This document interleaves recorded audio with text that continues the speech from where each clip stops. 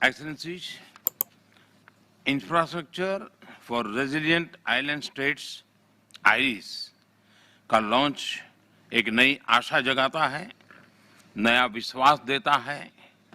ये सबसे वनरेबल देशों के लिए कुछ करने का संतोष देता है।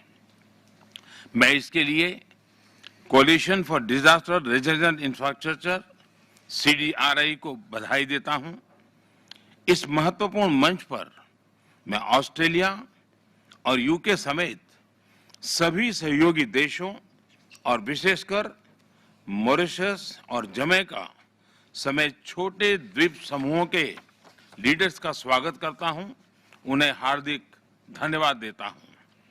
मैं UN सेक्रेटरी जनरल का भी आभार व्यक्त करता हूं कि उन्होंने इस लॉन्च के लिए अपना बहुमूल्य समय दिया। एक्सेलेंसीज, पिछले कुछ दशकों ने सिद्ध किया है कि क्लाइमेट चेंज के प्रकोप से कोई भी अछूता नहीं है, चाहे वो विकसित देश हो या फिर प्राकृतिक संसाधनों से धनी देश हो, सभी के लिए ये बहुत बड़ा खतरा है। लेकिन इसमें भी क्लाइमेट चेंज से सबसे अधिक खतरा small island developing states seeds को है। ये उनके लिए जीवन मृत्यु की बात है, ये उनके अस्तित्व के लिए चुनौती है। क्लाइमेट चेंज की वजह से आई आपदाएं उनके लिए सचमुच प्रलय का रूप ले सकती हैं।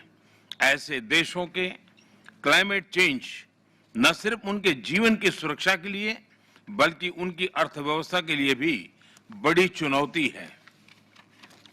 ऐसे देश टूरिज्म पर बहुत निर्भर हैं, लेकिन प्राकृतिक आपदाओं के चलते टूरिस्ट भी उनके पास आने से घबराते हैं। फ्रेंड्स, वैसे तो सीड्स देश सदियों से नेचर के साथ समन्वय में जीते रहे हैं। वे प्रकृति के स्वाभाविक साइकिल के साथ एडेप्ट करना जानते हैं, लेकिन पिछले कई दशकों में हुई स्वार्थपूर्ण व्यवहार की वजह से प्रकृति का जो अस्वाभाविक रूप सामने आया है, उसका परिणाम आज निर्दोष स्मॉल आइलैंड स्टेट्स झेल रहे हैं। और इसलिए मेरे लिए CDRI या आईरिस सिर्फ एक इंफ्रास्ट्रक्चर की बात नहीं है, बल्कि ये मानव कल्याण के अत्यंत संवेदनशील दायित्व का हिस्सा है। ये मानव जाति के प्रति हम सभी की कलेक्टिव जिम्मेदारी है। ये एक तरह से हमारे पापों का साझा प्रायश्चित भी है। फ्रेंड्स, CDRI किसी सेमिनार से निकली कल्पना नहीं है, बल्कि CDRI का जन्म बरसों के मंथन और अनुभव का परिणाम है। छोटे द्वीप देशों पर मंडरा रहे क्लाइमेट चेंज के खतरे को भांपते हुए भारत ने पैसिफिक आइलैंड और कैरिकॉम देशों के साथ सहयोग के लिए विशेष व्यवस्थाएं बनाई। हमने उनके नागरिकों को सोलर तकनीकों में ट्रेन किया, वहां इंफ्रास्ट्रक्चर के विकास के लिए निरंतर योगदान दिया। इस कड़ी में आज इस प्लेटफॉर्म पर मैं भारत की ओर से एक और नई पहल की घोषणा कर रहा हूं। भारत की स्पेस एजेंसी इसरो सीड्स के लिए एक स्पेशल डेटा विंडो को निर्माण करेगी। इससे सीड्स को सैटेलाइट के माध्यम से cyclone, coral reef monitoring, coastline monitoring आदि के बारे में टाइमली जानकारी मिलती रहेगी। फ्रेंड्स, आईरिस के साकार करने में CDRI और सीड्स दोनों ने मिलकर काम किया है। यह को क्रिएशन और को बेनिफिट्स का अच्छा उदाहरण है। इसलिए मैं आज आईरिस के लॉन्च को बहुत अहम मानता हूं।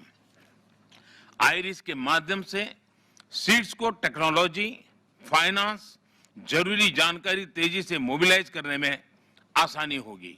स्मॉल आइलैंड स्टेट्स के क्वालिटी इंफ्रास्ट्रक्चर को प्रोत्साहन मिलने से वहां जीवन और आजीविका दोनों को लाभ मिलेगा। मैंने पहले भी कहा है कि दुनिया इन देशों को कम जनसंख्या वाले स्मॉल आइलैंड के रूप में देखती हैं, लेकिन मैं इन देशों को बड़े सामर्थ्य वाले लार्ज ओशन स्टेट्स के रूप में देखता हूं। जैसे समुद्र से निकले मोतियों की माला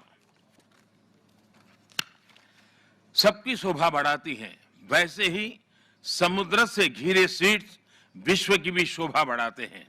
मैं आपको विश्वास दिलाता हूं कि भारत इस नई परियोजना को पूरा सहयोग देगा और इसकी सफलता के लिए सीडीआरआई अन्य पार्टनर देशों और संयुक्त राष्ट्र के साथ मिलकर काम करेगा।